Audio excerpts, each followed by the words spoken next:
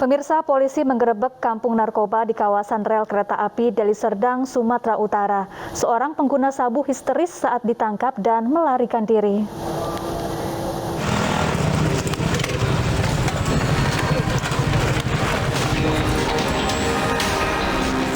Pengguna narkoba yang tengah menikmati sabu langsung kabur ke arah rel kereta api saat polisi menggerebek kawasan Desa Serbajadi dan Desa Sumber Melati, Deli Serdang, Sumatera Utara. Salah seorang warga yang diduga pengguna narkoba histeris dan menolak ditangkap akhirnya berhasil kabur.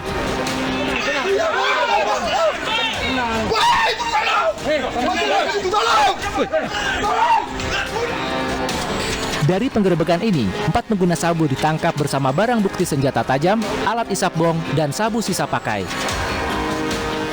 Di sebuah rumah, polisi juga menemukan 21 sepeda motor tanpa surat-surat yang diduga hasil curian.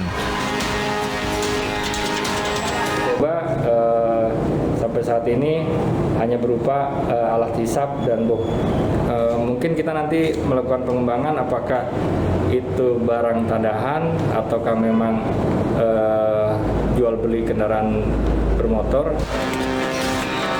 Petugas juga langsung membakar belasan mesin judi jackpot dan judi tembak ikan. Sementara pelaku dan barang bukti lain dibawa ke Mako Polsek Sunggal untuk diperiksa. Dari Deli Serdang, Sumatera Utara, Ahmad Ridwan Nasution, iNews melaporkan. Unjuk rasa menuntut Ketua Umum Jokowi Mania Immanuel dipecat dari jabatan Komisaris BUMN berlangsung ricuh. Unjuk rasa menolak Immanuel marak setelah ia memberi kesaksian meringankan untuk Munarman dalam perkara terorisme. Mundur.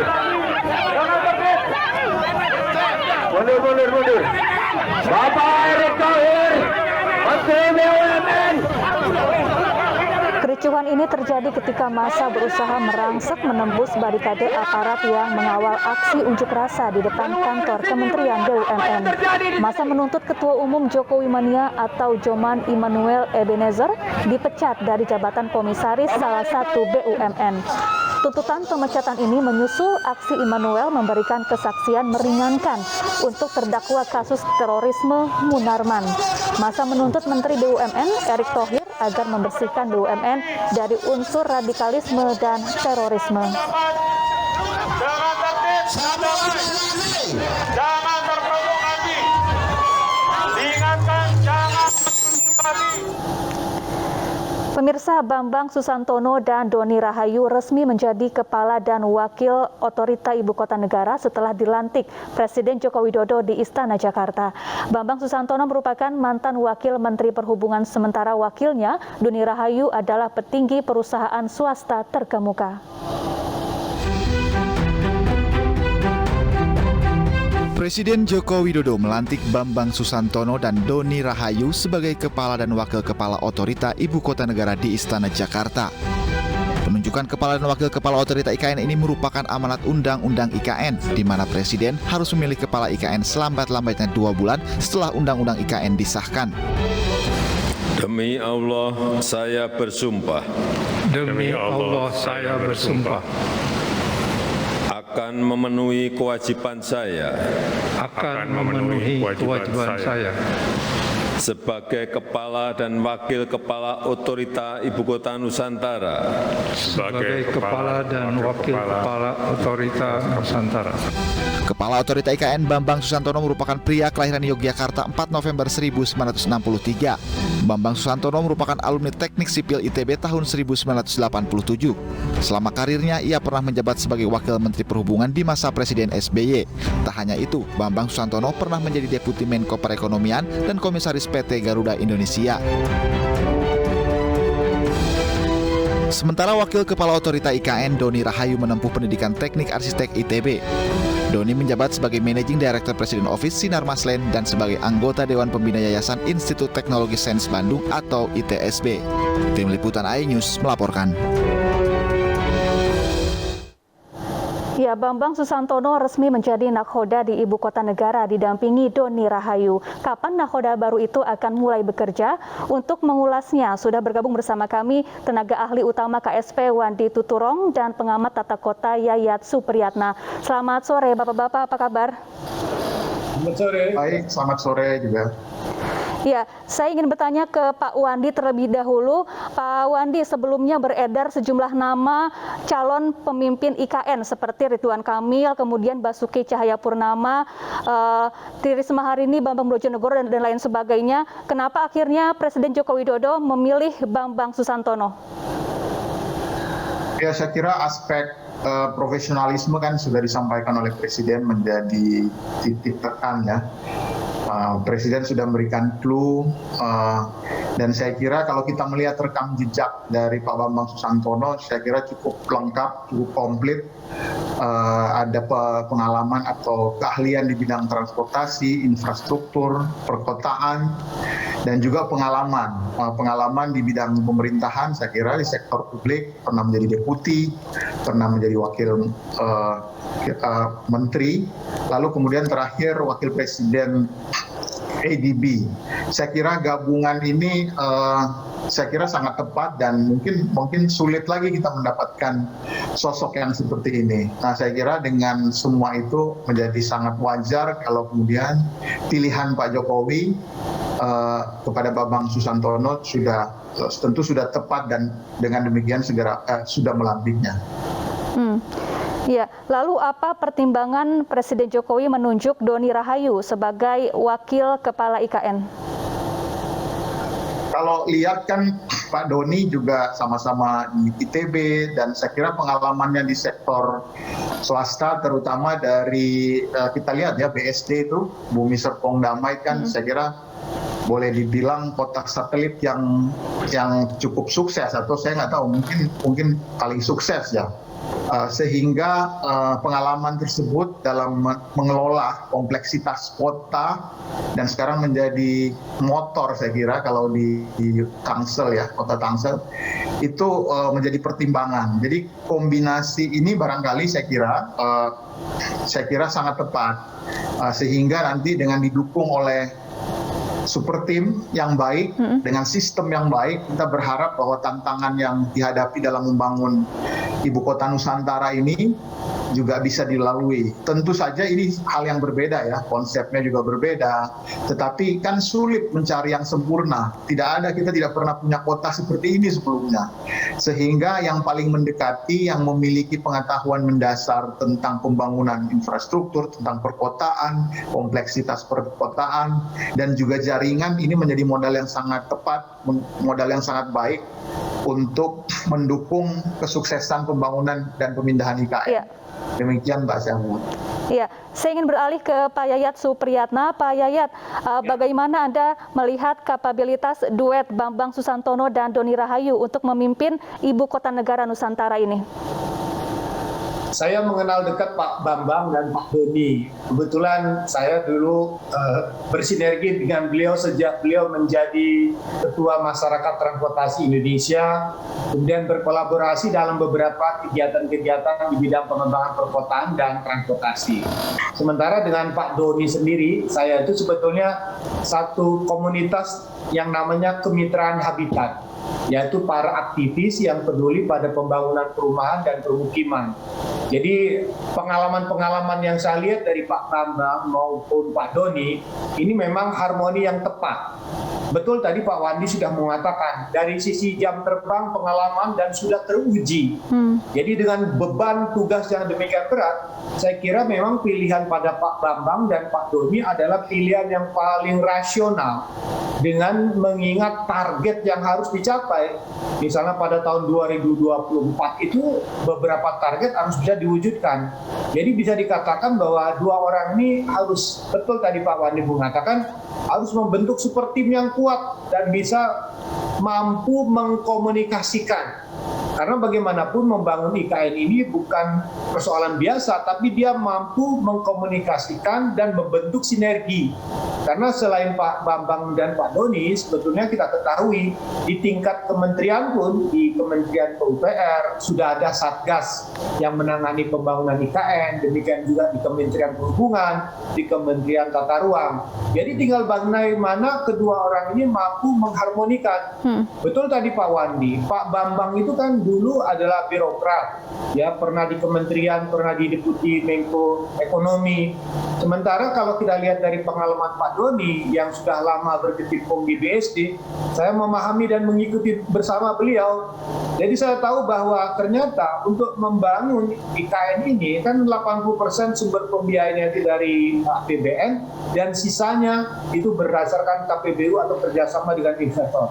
Nah, pengalaman Pak Doni di BSD itu memberikan satu opportunity, pengalaman dan praktek. Karena bagaimanapun kita ini punya pengalaman yang sangat berharga untuk memulai membangun kota yang dibangun oleh pemerintah.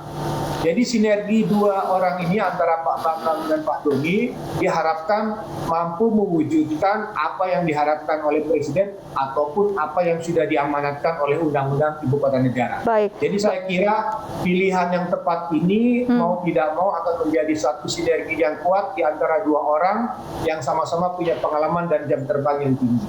Baik, Pak Yayat dan Pak Wandi, kita tahan dulu sebentar. Ini ada informasi sebagai orang pertama menjabat Kepala IKN, Bambang Susantono dihadapkan dengan tugas besar untuk membangun ibu kota negara. Sederet harapan disandarkan kepada Bambang mulai dari proses pembangunan fisik hingga menyiapkan dasar untuk pengembangan selanjutnya. Allah, saya bersumpah. Demi Allah, saya bersumpah. Akan memenuhi kewajiban saya. Akan memenuhi kewajiban saya. Memegang teguh Undang-Undang Dasar Negara Republik Indonesia.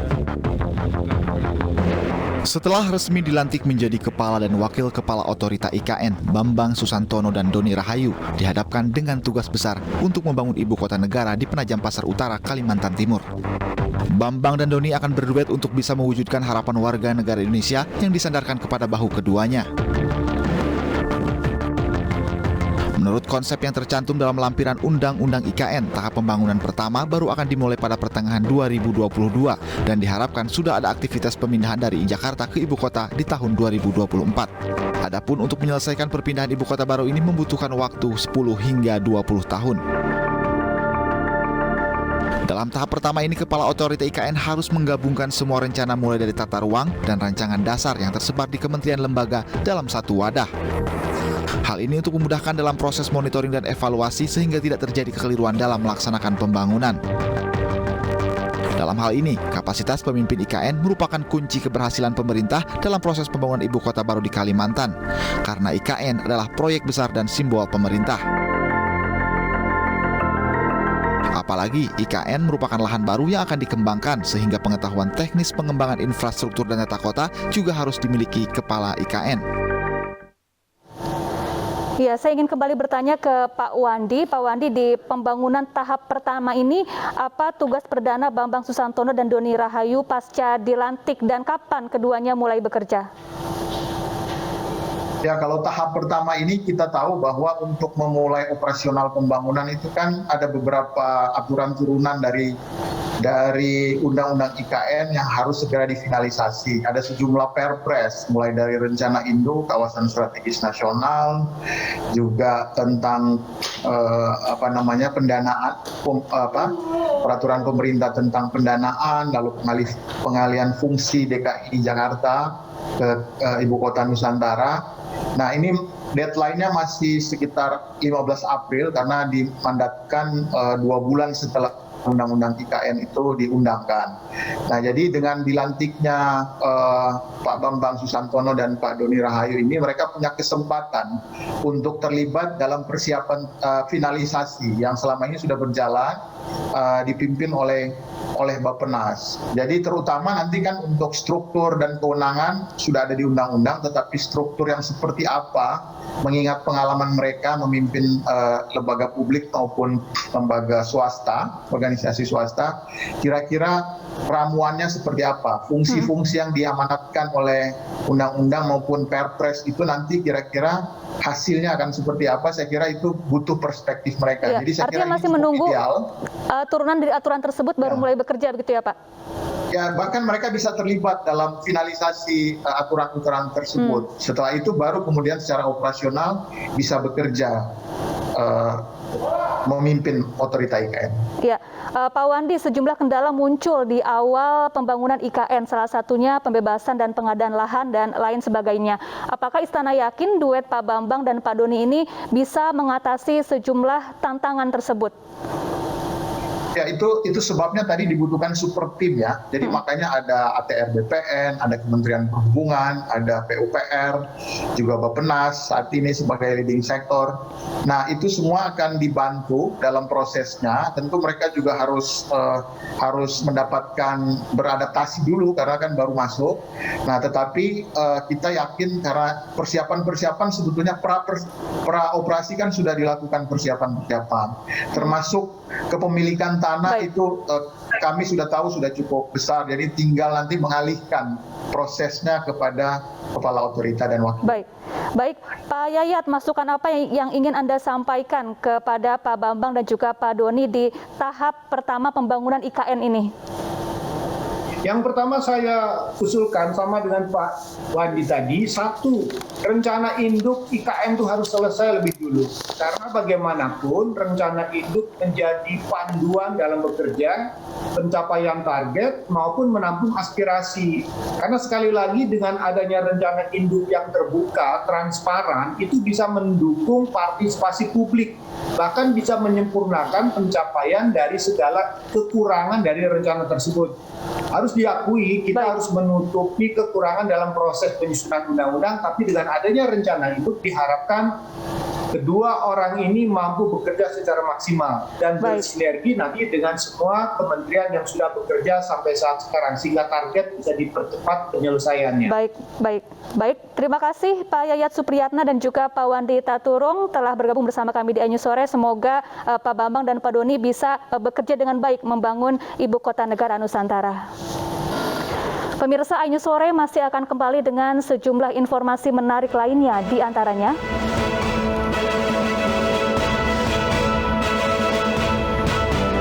Gunung Merapi erupsi, hujan abu terjadi di sejumlah desa di Magelang, Jawa Tengah.